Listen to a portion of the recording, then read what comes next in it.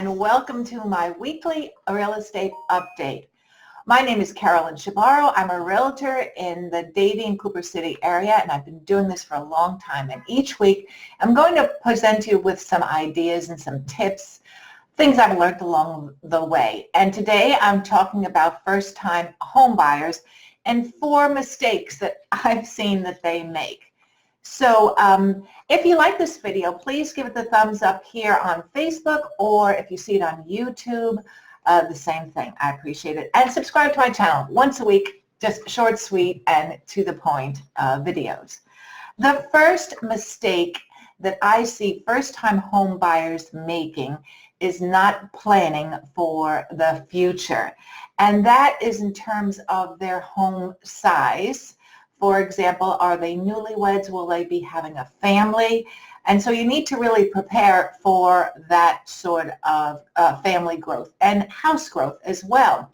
So that's one thing for not planning the future. Another thing is, how long will they stay in that home? For another example there is if they are looking to transfer jobs in a year or two, you really have to sit down and figure out, is it worth purchasing something or buying something? The next thing in the future idea is, if you do as a first-time home buyer purchase something, will you have the ability or want, needs, desires to maybe keep the property and rent it out, and therefore you become a landlord? So those are the things that you need to think of when you're a first-time home buyer. You have to plan for the future. The second point is that what I've seen with first-time home buyers when they come to me, they really have no idea how much is involved in buying a home, because you tend to look at the price of things and you think, well, I can afford that and I have the down payment, but there are costs that are involved in buying a home. For example, you will have to pay state taxes and local taxes. You will have to pay, normally, if you're getting a mortgage, you will have to pay some fees to get a mortgage. When you purchase or when you put a contract in on a home, there will be fees also that are involved. You will have to pay appraisal fees. Normally, you have to have that money up front. You will have to have inspections. Yet again, that money is up front. So the second mistake I see first-time home buyers making is that you need to understand the costs that are involved in purchasing a home and not get in a trap. Just preparation is king or queen. The third thing also goes aligned with money is, once you own that home, it is just not a monthly mortgage payment. There are other things that you have to pay for. And of course, you've probably been told about real estate taxes, because nothing is free. But you will also have to pay for insurances, and that's an expense. If you're purchasing in a housing association or a condo association, there will also be fees, monthly fees typically, to the association. And then you need to also understand what those fees cover, because you'll be responsible for everything else.